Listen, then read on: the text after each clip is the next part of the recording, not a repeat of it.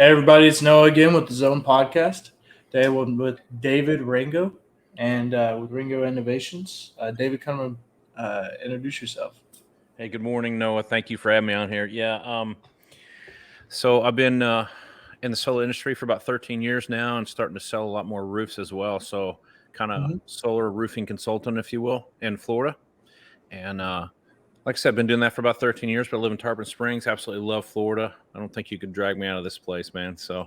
Um, but I've been a contractor for solar contractor for over 10 years. Used to do a ton of installs for other companies. Was an EPC, which is basically an installer, white label installer, if you will. Did that for many years. Installed just thousands of installs for other companies. Also had our sales team in house as well. So it was a mix of us installing for other people and ourselves. And have always kind of needed roofs. Kind of had people do roofs for us, and now it's like I've been handing those out for a long time. Why don't I just start selling those? So just now figuring that out after 10 years, you know. Shoot. So how's that been bringing in roofs with you? Like, how's it? Has it been difficult, or like, what are the challenges with that?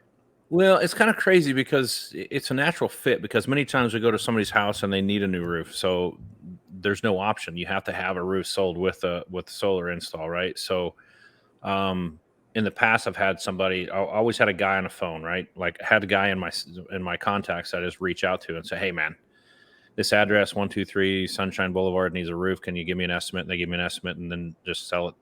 They sell it and get the deal, and then we go and put solar on it. And what I've seen now is many roofers out there are, quite honestly, they're leaving money on the table selling just roofing. So I'm starting to show them how roofing and solar together, with the tax credits and so on, really helps them create more revenue for their business and for us, because anybody that's selling just roofing or just solar alone is losing jobs every single day, Yeah. because coming behind that individual, whether they want a roofing quote only, if I come behind them and say, "I've got a roofing and solar together, have you thought about solar, and here's the benefits, here's the numbers," and they buy from me, and the other guy, and they go back and talk to the other guy, and they're like, "Hey, do you have an option for solar and roofing?" And they say, I got a solar guy, you can talk to him, but I don't, it's not all together on one contract." I'm going to get that every single time. So Yeah. I've been explaining that to roofing contractors, and honestly, you'd be surprised. It's been a very fast transition for roofers. The ones that really get it are transitioning very fast to solar and roofing, and it's a wonderful thing. It's a great marriage, to be honest with you, because they're already on a roof measuring. They know how to do the numbers. They know how to sell a large, ticket item, and there's better financing through solar. There's all kinds of benefits. So honestly, it's not been hard. Yeah, It's not been hard to get somebody to listen to that combination. So not much of a challenge. Now, for me to sell roofing individually has been a challenge, because it's just an industry I'm not too familiar with. But I've got a couple significant roofing sales that I'm proud of, and gonna hopefully use those to leapfrog into more roofing sales, even without solar, if people don't want solar. But to me, the numbers together just makes total sense. I'm going to a one after we talk now. It's going to be a metal roof and a solar project, and he's wanting both, and he's done his research and thinks it makes total sense. So Okay. yeah. And then putting them together, like when it comes to financing and when it comes to tax credits, I don't know what the incentives are in Florida, but um, do those fit in together with the roof? Yeah. So if you do a roofing project and then you put solar on that roof and it's done together, listen, I'm not a CPA. I want to start there. Yeah. I'm not a licensed CPA, and I'm not a financial advisor. I'm none of that. Been doing solar for a long time, but I've seen people do the combination cost together, and they put the roofing into the solar loan, and I've never had anybody had issues with getting the tax credit on the combination. So there's some gray areas if you read the IRS codes, and I've talked to many CPAs. Again, I'm not a CPA. I have to keep saying that in case somebody joins later, right? Yeah. But it's just to cover myself. But I've talked to a lot of CPAs, and all of them keep telling me that this is not an issue. I had a CPA that I use, and I still use him from time to time. He's here in Florida, and the best part about him being a CPA is he's got solar on his roof, and he Right. understands the benefits, and he did them together. So when you have a CPA that does that, combines the two, and takes the tax credit on both, it's a great CPA to have in your back pocket. So, Oh um, yeah, for sure. absolutely. But for you mentioned Florida right now, so there's not any state incentives for solar right now. But in the Northeast, New Jersey, Pennsylvania, Massachusetts, that's where I'm going to start selling a lot more as opposed to Florida. I love selling in Florida. I've been here forever. But those areas up there, you talked about state incentives. Those three states really have great incentives. So I'm starting to build some teams up there and starting to sell more up in those areas. Okay, and then kind of touch on that a little bit. Is that like I guess that's virtual, right? Absolutely. Yeah. I sell probably 95% virtual, if not more. Hmm.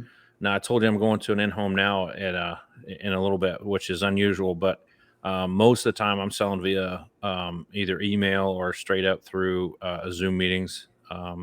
So a lot, after COVID, things really changed. Yeah, And if people embrace that part of or that way of selling, you're able to see more people, you're able to interact with more people instead of driving around. If you drive around a certain area, you might get to 3, 4 homes in a day. And, virtually you could talk to 6, 7, 8 people if you needed to. So, yeah. but virtual, I think, is the way to go. However, there are times that people like to see you face to face. And if I can get there within an hour and I can plan it out, absolutely, I'll do that.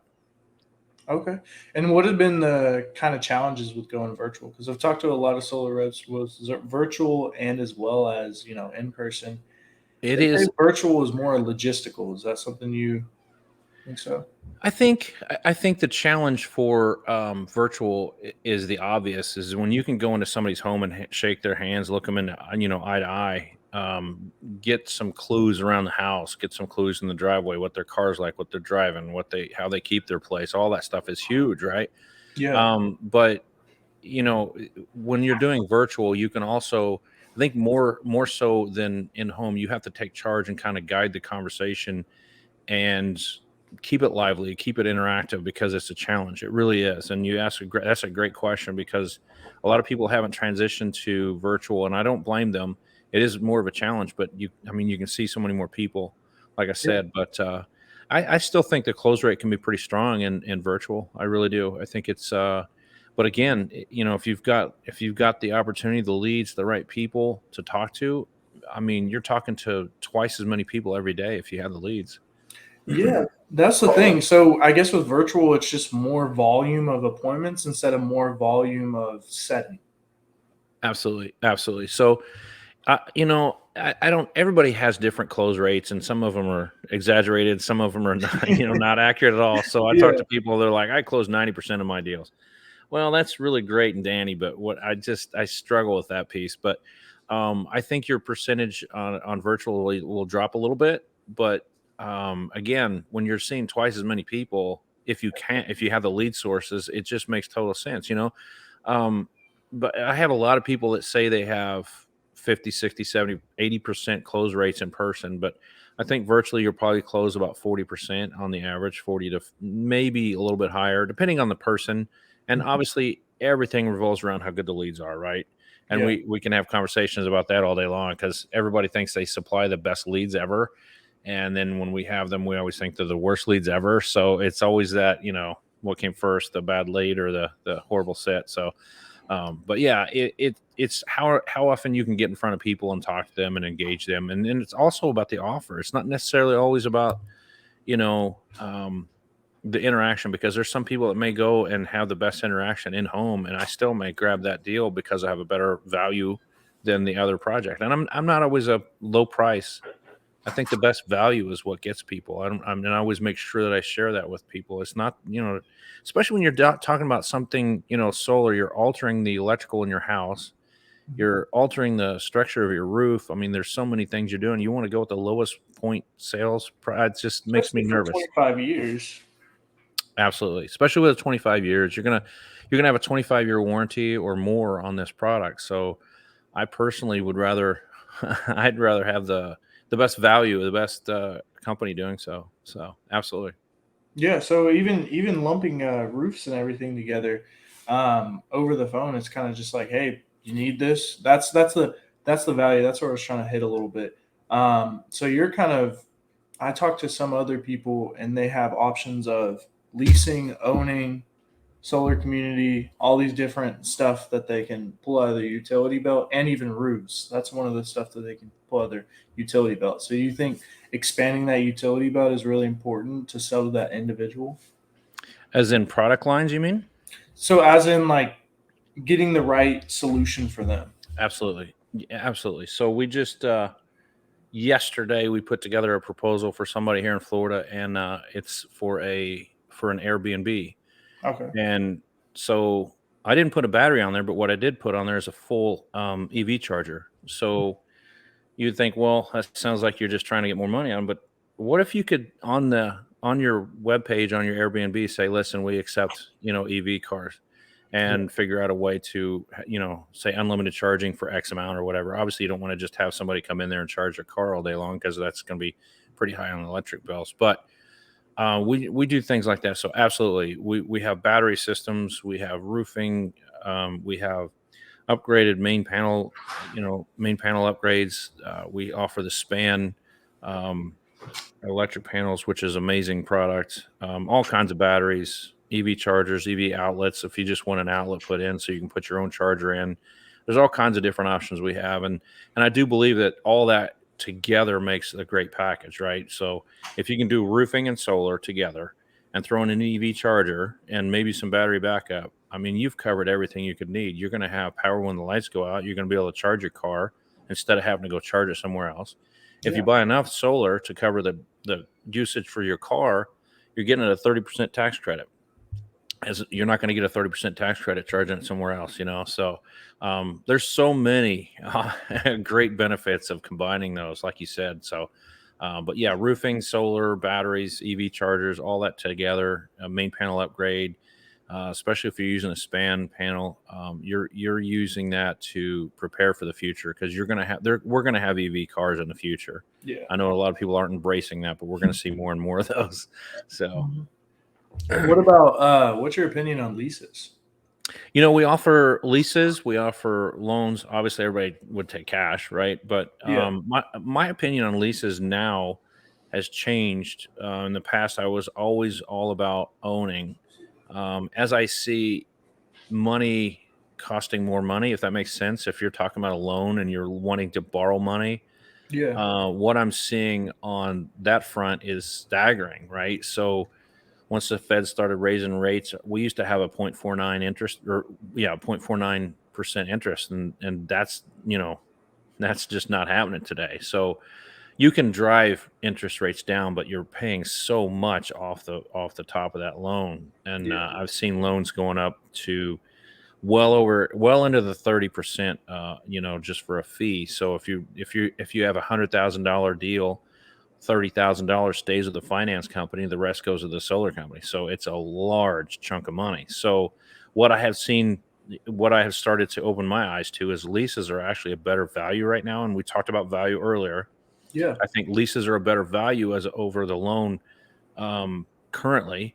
I have not always felt that way. So the leases are starting to really look really good, because there's many reasons. And again, I'm in Florida, right? So there's a lot of people that come down here to retire. A lot of people that don't have the luxury of a tax credit. So if they have a tax credit, there's a lot of working people in Florida too. Obviously, it's not just a bunch of retired people, but you have people down here that want that tax credit, and they want to go through a loan or a cash deal. And there's a lot of people down here that don't get, they don't pay taxes. So that tax credit means nothing to them. So for a loan or a cash deal, there's no benefit as far as that goes. Now, if they were to say, listen, we're going to go with a lease, their payments are locked in. I mean, there's different ways of doing leases. You can add escalators or leave the escalators off at zero, and they're going to have a lower payment, and it's locked in forever. And then usually has a 25-year warranty on that all the way through. And at the end of the 25 years, they can do a couple things. They can sell it back. They can buy it for very inexpensive. I mean, there's options, and they can transfer that at any time just as easily as they can a loan.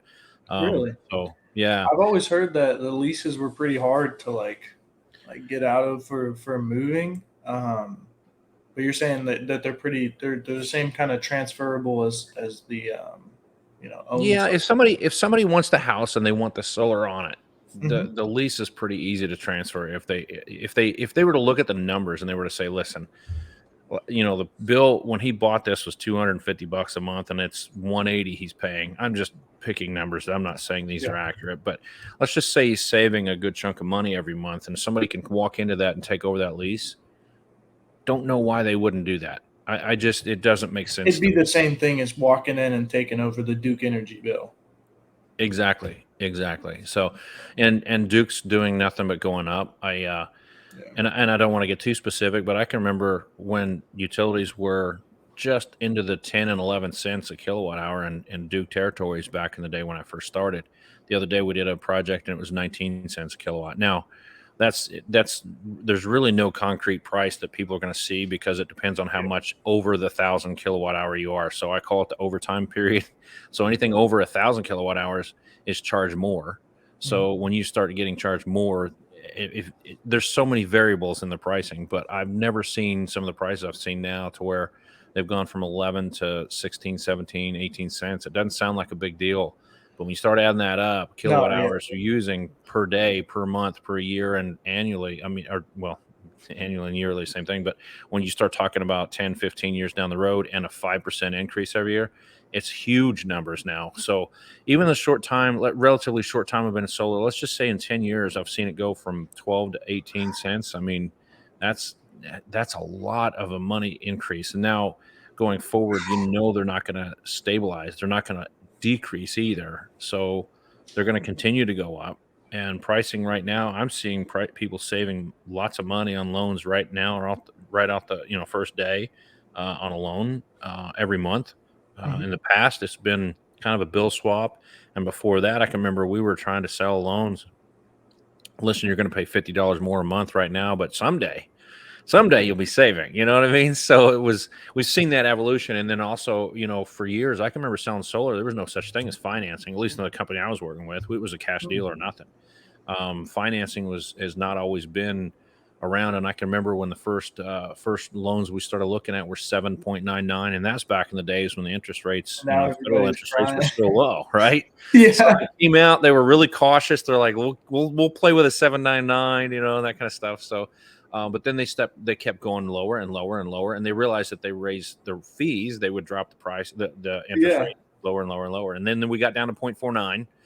And those days are long gone. But everybody loved those 0.49s. It was over 20 or 25-year loans or something like that with a 0.49. But we won't see those anytime soon. But yeah.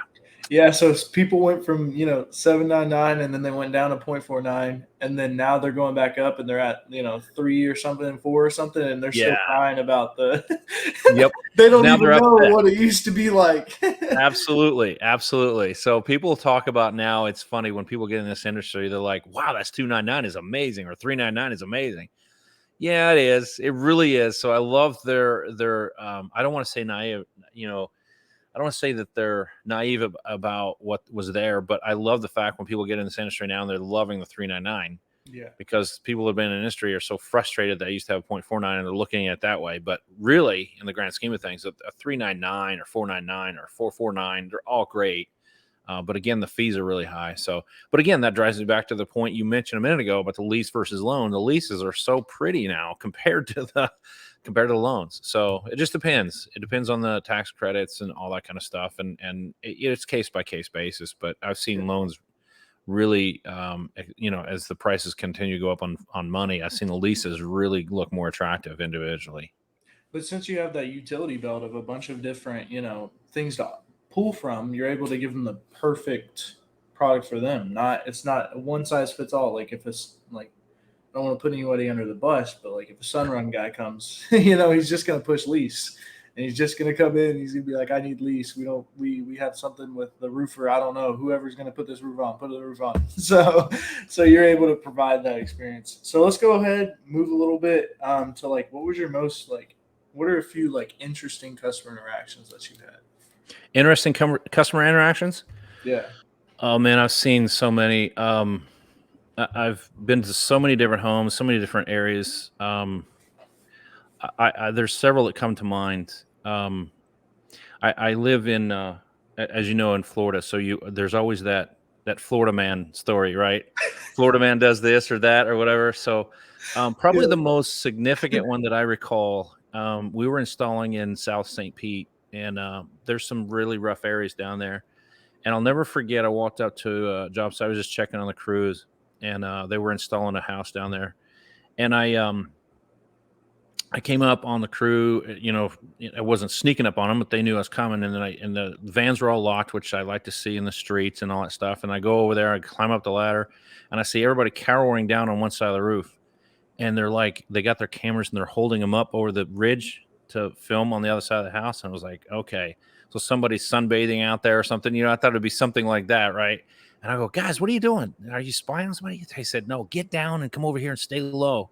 So I'm like, all right. So I go over there, and I didn't look over the ridge. I'm like, what's going on? They said, well, there's 2 cop cars there now, but a minute ago there was a gunfight right on the other side in the neighbor's yard. So I don't know if it was a drug deal gone bad, but it was quite entertaining. So they were detaining somebody on the ground, and at the point I got there, it was a little safer than when they were seeing it. But that was probably the one that really resonates with me. I'll never forget that. And then I've seen, I mean, you name it. The first guy, one of the first people I ever went to sell, I was selling solar pool heaters at the time as well.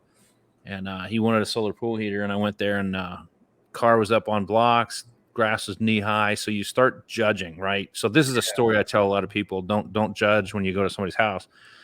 And I walked in, I was like, this is just, I'm going to go through the pitch just to practice because I'm fairly new at this. I'm going to do this, but there's no way, there's no way. So the guy's got a walker. He's in pretty ill health, and the house is just as you would imagine, pretty dark inside. It's kind of rough. And we walk outside and look at the pool, and it looks like pea soup. It's green. It's not been taken care of, and he wants to heat that pool. And so I went through the pitch and started talking to him, and I said, well, it's going to be this is what's going to happen. We do this install. I went through the process of install and all that kind of stuff, and I said, man, this is, just in my mind, I kept saying this is never going to go anywhere. So then the guy says, well, I said, what are you doing this for? And he says, well, my granddaughter wants to have a birthday party, and she wants to have a heated pool for her birthday party. I said, oh, all right. Gotcha. Now I see what he's wanting to do, right? And so we went inside and started talking numbers and warranties and all that kind of stuff. And I told him, I said, it's going to be X amount. And I just sat there and looked at him. I was like, how do you want to do this? You want to write a check or whatever? And he says, no. He goes, give me a second. And he takes his walker, goes down the hallway. I don't see him for a minute. He comes back out, and he goes, how much was it? I want to say it was like $4,000, something like that. And he goes, how much do you need? And I said, half down. He goes, all right. So he opens a cigar box, and he starts taking out his stack of $100 bills and throws 20 of them on the table. And he goes, is this going to get us started? And I said, that'll get us started. You sign here, sign the contract, took $2,000 down payment. We installed on it. We actually went out and had somebody go out and clean the pool and it was really cool. So he had a warm birthday party or warm pool for his daughter or his granddaughter's birthday party. And it was really cool, but don't judge is my whole, you never know. And I was judging. I still remember how I felt that day. And I still remember how I felt when he started putting that money down, how much of an ass I felt like, to be honest with you. So, but yeah, I've been all over the place. I've seen a lot of stories. I've seen a lot of things that are story worthy. There's some nudist colonies around here that just, you can imagine the stories there. So I've sold to Have you ever knocked the door and had that happen? We've not that I didn't know, because when you go through these communities, usually they're gated or they're, what they are when you get there. But one I've sold to a couple nudist colonies, people that live in those, but it's their, it's not my style, but it's it's what they do, so they can do what they want. So there's 3 stories for you. I don't know if you have questions on any of those, but there's 3 of them. Are those memorable enough for you? Yeah. I mean, like I'm just imagining you get maybe an online lead. You come in and they're like, "Hey yo." Well, we did have a service call one time, and I sent one of my newer service guys over there to a nudist colony, and we may have forgotten to tell him what it was. And when he got there, he came back and he says, oh my God, let me tell you about this service call I had today. And he went on, I cannot believe. And it was pretty upsetting to him. And we didn't even think of it. It was just an address somebody had bought from us before we sent that, we sent him out there. And I didn't really look at the address and get, start thinking of where it was. But You got to be careful, if they're going to those, and depending on people's, religious beliefs and their backgrounds and all that kind of stuff, you got to make sure you're pairing the right people up to go out there, because it really shook this kid up a little bit. So, but yeah, you gotta be cautious of where you're going and what's going on. I've never had a gun pulled on me or anything like that. I've only done a little bit of door knocking. I'm not a door knocking guy, Hmm. but I've heard stories like that would trump anything I've seen. However, I did see a guy being detained for a gunfight in his backyard. So that's the one that always comes to mind when everybody says, "What have you seen?" That's number one for me for sure. Yeah, the guns getting pulled on people is that only happens if you knock a certain amount of doors. You I agree. finally get to there, Yep. and then you start getting guns You pulled on. gotta splash in the right areas too. I mean, there's some areas you'll never see that, but Well, no, I mean I've knocked a door in a rich neighborhood and had it happen to me. So really, yeah, it was a nice neighborhood at the time. I was selling lawn care, so we only went to really expensive houses because the other houses couldn't afford it. So, got but it. yeah, he was yeah. I'll Pulled a gun on I'll you, give huh? you That's crazy. I'll give you that story some other time. But I got it. we're getting close on time. So my last kind Gotcha. of question for you is, how do you like utilize tech in your business? Well, there's a couple different things that we use, and to be honest with you, for me, it's mostly design tech, and I'm just now starting to, I want to say, flirt with or learn about AI. I Hmm. think that I think that we'll be having some insane conversations in a year or two about what AI has done for companies. I've used it to write ads. I've used it to write recruiting pieces. Just you never know. You can go in and write your LinkedIn profiles. You can write job descriptions and all that kind of stuff there. So I've used a little bit of Chat GDP or whatever it is, and that's amazing. That's an absolutely mind boggling tool. And I know there's stuff out there that you can say, show me an image of this, and it will create that image. And so I've never seen anything like what we're seeing now. And I'm older, much older than you, and much older than most people in this industry, but um, for me, the tech stuff is the design tools that we're using. The company that I'm working with now just really came out with an amazing design tool called Vision. It is crazy. Very, very happy with that. Some of the other tech that are specific to the solar industry it's not really crazy, but span being the smart panel, which is crazy what you can do with that.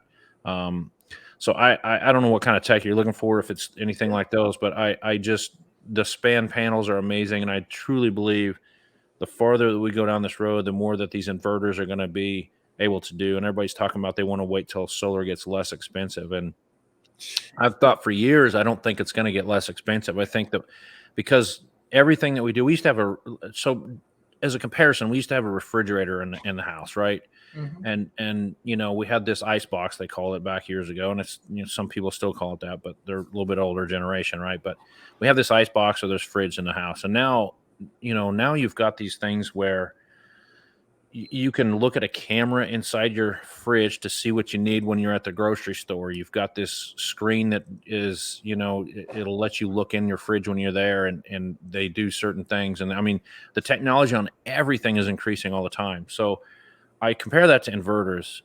The panels on the solar system aren't going to change much. The panel's a panel's a panel.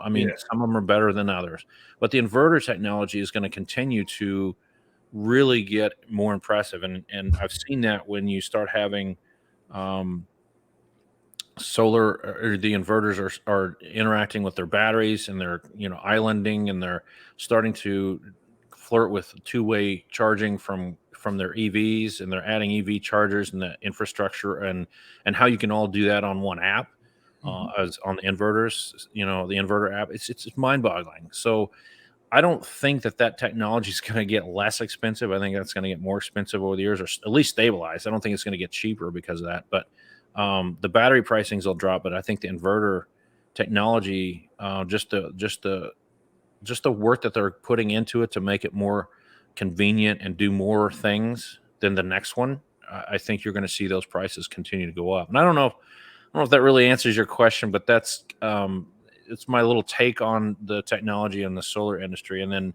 Some of the design tools I use, they're amazing. I love what's out there on the market right now. How you can look at homes and people are like, I didn't find that on Google. Where'd you find that? I'm like, man, I flew a drone over your house yesterday, and they believe me. They're in Arizona and I'm in Florida. I'm like, are you serious, man? Oh my And gosh. it's crazy because some of the imagery that you can get out there now, and you can purchase into these platforms pretty easily, but they are almost drone worthy. They're unbelievable, the Mhm. clarity and how accurate and how fresh they are. Because some people are like, "Oh my gosh, we just had that pool put in just 2 weeks ago," and you're seeing the image, and it's Whoa. crazy. So I've seen some instances like that. Many times people are like, I can't find this house and it's not anywhere. I'm trying to design something. I'm like, give me the address. I'll have you 10 minutes. I'll have you design, That's So awesome. yeah, there's some crazy stuff out there. But for that piece, I hope that answers, because I'm not really the most tech guy out there. So I hope that I Yeah, can hang with the younger tech guys out there. But that's the kind of stuff I'm dealing with and having fun with. So of course. I mean, yeah, I just I just like to ask it because AI is coming in, a lot of new technologies. I know some guys are still out there using Go Solo, and it's very interesting that you have a new design tool, Vision, is what you're yep, saying. So that absolutely. that sounds. I mean, Vision. I mean, you're able to see the actual stuff that you're that you're popping on there. But final question for you, like I know a lot of reps, even first starting out, they're in door to door, and they that virtual just seems like like it's like the craziest thing. So what would you suggest when they're first start not to do when they're first starting to get into virtual? Um, when they first start getting into virtual, not to do, that's a great question. I would say, I would do some research and watch some of the people that are doing it very well. I don't think that I would jump into it saying that I know exactly what to do. Now, I'm a perfect example of I learn through my mistakes. I will Yeah, do something, I'll break it, I'll mess it up, I'll fail, I'll come right back, and now I know what I got to do. Um, but I don't know if I would do that because sometimes these virtual appointments are not easy, or leads or whatever. So I think I wouldn't just jump in it and try it. I would do a little bit of research. There's some guys out there that are insanely good at it. yeah, And they have so much free content out there. I would definitely get on YouTube or whatever you have to do to find some guys, befriend them, talk to them, ask them what they're doing. There's a lot of people out there that'll tell you exactly how they're doing it. I would not, as far as the virtual, I don't think I would try and make things too funny. I know that sounds okay, crazy, but some people want to get on there and they feel if they're laughing, they're going to win. The conversation and win them over. I don't think I would try and make it too funny. I would try and make it serious but light, if there's such a way. okay, But jumping on somewhere virtually and trying to be really funny is hard to do and hard to pull off because they're gonna not take you serious. If you're in person, you can pull it off a lot better. So I would say take it more serious, and but also make keep it it different. light. Have a conversation with them up front. Don't get right into business. I have so many people, whether it be in person or virtual, say they don't have time to build a connection. Well, if you don't have time to build a connection, you don't have time to sell, because you're not going to sell anything. You got to make a connection. So I would tell somebody virtually, don't get away from that personal, connection, interaction. Make sure that you're dealing with them as a human, get to know them a little bit. You're not there sitting with them, so figure out what they like, what they're doing. Ask them where they went to school, where where they live, so you know where they're at. But ask them some questions to get to know them a little bit. So don't forget to do that, is what I would say. So I hope that's a good enough answer. Yeah. So put me Still, on. still have some rapport building. Still keep it light, but it's more of a instead of being a jokester trying to be somebody, you're more logistical. You're like, hey, this is what it is. This is what we're gonna do. But you're not gonna be Absolutely. straight into business. Oh, this is what we're doing. Absolutely. Now, I'm not saying you can't have, fun and joke around, but some Yeah, people go in there with jokes just one after another. I'm like, man, I've seen that, and that never goes well. like get on a Zoom and you'll point out one thing like, oh, I see you got a whiteboard behind you. Like, what are you doing over there? That's cool. I do that too. And then Absolutely. it's just straight into pretty much what you're doing. You're not going to stick on, oh, look, the baby Yoda over there. Oh, ha ha ha ha. Let's keep talking about my Exactly. dog and stuff. You're like, okay, said one thing. Exactly. We built that little interaction. Now we're getting Absolutely. into it. So I see that picture on your wall. Where were you guys? It looks like a fun family trip. Where was that? And they're like, oh, then you let them talk about it a little bit. That kind of substitutes for being face to face. You've got a little small window, and hopefully they'll be on there with you. You're right. So Mhm. hopefully they'll both be on there, but not always. But you want both people to be on, both decision makers on there. So, but yeah, I think that's what I would do. That's or what I would not do, as you said it. So there you go. Yeah, I always because the most successful people, in my eyes, and this is my opinion, the most successful people are not doing something extra that you're not doing. They're not doing something that you are doing. So they're not like the kids that are coming up and they're like, oh, what do I do to become successful? Well, first of all, the successful people are not scrolling on TikTok or looking at all these videos. They're out there doing stuff. So that's one of the first things is don't do that. Stop doing it. Stop it. So, And I um, really love what you're saying because you've got this Netflix and chill comment that I hear everybody saying. yeah. And when I bring people on, I tell them, listen, you can Netflix and chill. Or, I mean, there's training modules out there that I supply people that our company supplies, and you Mhm. can literally go through in a market and watch these trainings and get to know how to sell in different markets, whether it be Massachusetts, Arizona, Texas, California, Florida, whatever. And there's hours and hours and hours of those. So I tell them, if you want to make money, binge watch those and Yeah. drop the Netflix and chill comment because you're not making money in Netflix and chill. Now, everyone needs to have an R&R time, right? Mhm. Relaxation and all that stuff. I get it. I do as well. And I'll sit there and scroll through stuff, mind numbing stupid videos every once in a while, but it's not constant. It's not every day. Yeah. But it's maybe on the weekend and I'm just like, man, my mind's fried. I just kind of chill out and do that kind of stuff. But I tell people the same way. You guys, especially somebody from your generation saying that, it's really interesting because I don't hear that from anybody in your age group. So Well, the way you get on top is creating instead of consuming. well, It's always been fact. like that. That's a I feel fact. like so Yep. it's like as long as and it's any of that like even from I guess your generation like some people I mean even way generations before us like some people were out there just eating the food and then some Yep. people were creating the food and eating their profits as I mean their food as well, so they're Yes. producing and consuming a little bit or even I mean you can go from wars stuff like that like guns everything like selling guns versus just watching everything happen, TV like go out there and go actually do something. So I think somebody told me years and years ago that content is king. Doesn't matter the delivery, doesn't matter how pretty it is. Go out there and it's content is king, and doesn't have to be pretty. But that has reigned through so many. It's lived through so many generations because back in the day when we were doing other trainings and content was king. And really, now, if you look at it, if you're creating content on social media, everybody's consuming it. Guess who's the king? Just what you just said, right?